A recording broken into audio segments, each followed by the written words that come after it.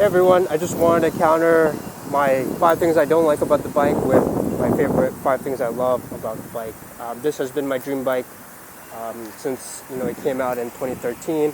I was lucky enough to pick up a 2015 about a year, 2 years ago maybe, and I put well over 2,000-3,000 miles in the 6 months of riding that we have in Chicago, since it goes for storage the other 6 months or so. But yeah, this bike is just, it's something that I've always wanted, and when I saw one, I was like, yep, I needed it. And I like it in this Diavel dark trim. I don't like the chrome or the carbon trims or the red color as much. It just looks like Batman would ride this bike. So yeah, 5 things I love about this bike. First thing, the way it looks. I kind of guessed, or maybe you guys guessed that was coming. This thing looks so cool to me. I know there's some people who don't really like the way it looks, or maybe people prefer the look of the 1260 or the X Diavel. I do love the X Diavel S as well, but this one is just so pretty to look at. It's the bike that you put in the garage and you always do the look back, just because you can't believe that it's yours. But yeah, it looks great with the LED front turn signal. This is a 2015, so it's the 2nd generation, so they've changed up a couple things here. But yeah, the way it looks, people always give me a thumbs up. You get a lot of looks from people as well, especially when you got your gear and everything looking good with your helmet and stuff. People love to see this bike, and some people love the F240. It looks awesome. Single swing arm for some reason, especially with the Terminioni slip-on, not blocking off the entire wheel. The little aggressive air scoops here, really cool radiators on the side instead of in the front like most bikes. Very aggressive looking bike, love it. But yeah, that's the first thing I love about the bike. The second thing I love about the bike is obviously its performance. This thing will melt your face off. It is, so just a little history.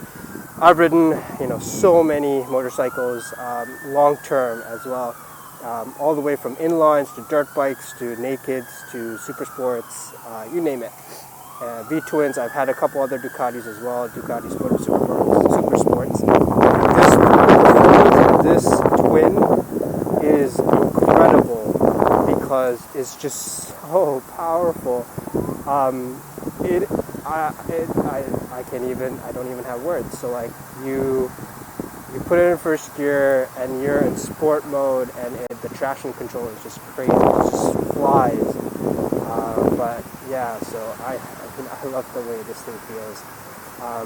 You can go so fast on this bike, it's ridiculous. But I got a wave.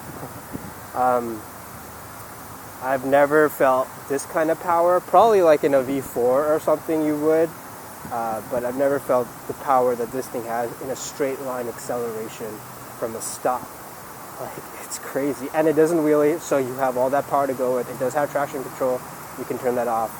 And it, the performance on it is really good. The cornering is really good. I have taken this to the track. I don't know if you can tell, but yeah, so I don't know if you can tell, but yeah, there's a little bit of try to wear out my chicken strip. So I have taken this to the track. It corners really well. It's very aggressive in the straights. It's very good braking. It's incredibly powerful front brakes. It leans easily when you're at speed. It's a little heavier, obviously. It's not going to be your Panigale style or R1 style leaning.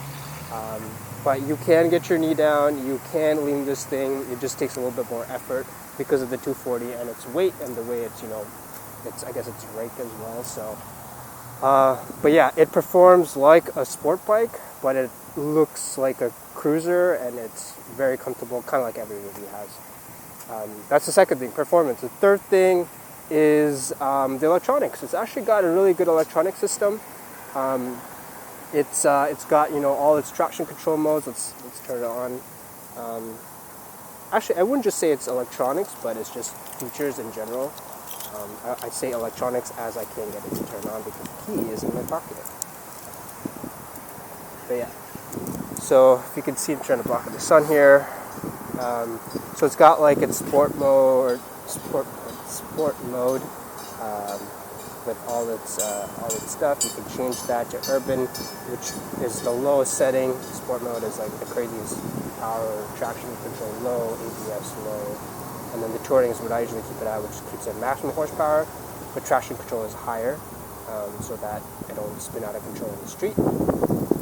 But yeah, it's got the dual dash, it's got a gear indicator, it's got a fuel gauge, it's got like fuel consumption stuff, it's got temperature, it's got, you know, a cool digital speedometer here, engine temperature. Yeah, it's got everything that you would need electronically. Obviously, it's got the keyless start. The other cool thing I like about it is, you know, Ducati was nice enough to leave like little pigtails that do nothing. It just goes from the battery, or it's switched power from the battery, 12 volts. That you can use for, you know, your GPS. What I've done is I've just wired it using this fuse to my USB power, and those two wires were their stock, like from the battery. They were just rubber blocked off, so it was great. I didn't have to run a battery or a cable all the way down to the battery down there. So that's cool. A couple good electronics there. Oh yeah, electronics. The fourth thing that I love about this is it's comfortable. It's comfortable for a sport-ish bike. I sit back on it, I can ride on it all day long. The only thing, obviously, like in my 5 things I hate about this video, about the Diavel, was the suspension. If you change out the suspension, this is the bike for you for comfort. My pillion seat does have a little bit of trouble because it's so short. So when she rides on it, you know, it's a little trickier. But for her, even for her, it's more the suspension actually, because it gets bouncy. This seat is incredibly comfortable. There's no weight on my wrists. There's no issues on my neck, on my shoulders, my legs from gripping the seat or the tank. Doesn't really happen too much because I don't need to, because I'm just sitting so like it's like on a couch. In terms of height, if I mount the bike, I'm 5'8". I have a shorter inseam, but fully mounted, I can flat foot both sides, and a little bit of a knee bend. So at 5'8", you know, it's super comfortable coming up to stop signs. Very easy to control when it's stopped, even though it's a very heavy bike. But yeah, comfort-wise, you know, it's great. The handlebars are nice and wide, so my shoulders are nice and relaxed. I think the only thing maybe for comfort would be the airflow.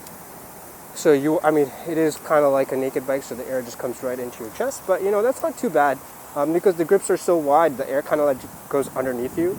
So turning shoulder checks are really easy too, because you're not in a weird position. The mirrors are okay, they're not too bad. They vibrate a lot, but yeah, comfort-wise, you know, this is, if you want a super powerful bike, you can either go naked or go something with this. Naked bikes do tend to be a little bit more sporty. I have a naked bike as well. I have a Street Fighter 848.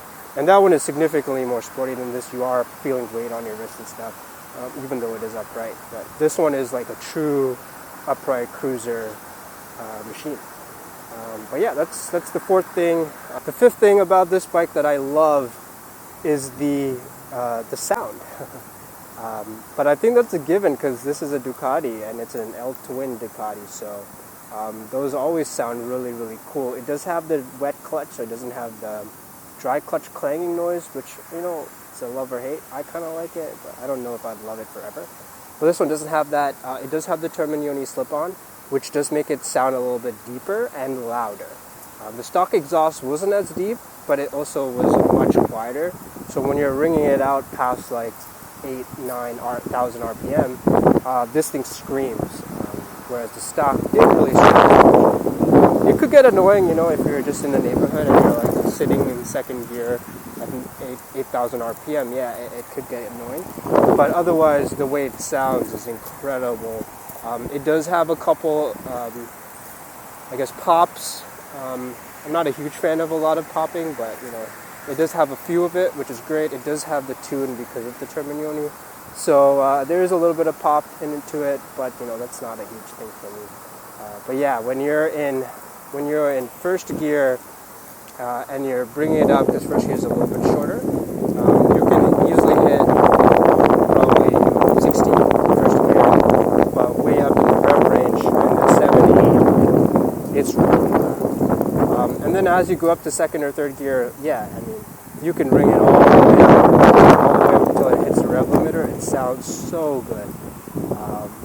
And then pinging off the rev limiter sometimes. It sounds incredible. Yeah, this one goes up to 11,000 RPM, but I think it stops around 10 or so. But yeah, and this lower RPM, you know, it's quiet, but it's also deep. It's got a growl to it. Actually, I should just hope the mic picks it up okay.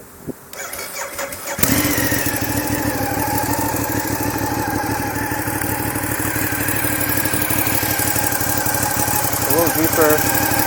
I've been riding it, so it's already warmed up.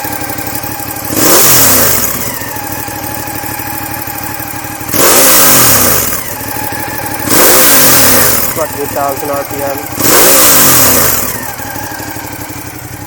Yeah. That's how it sounds.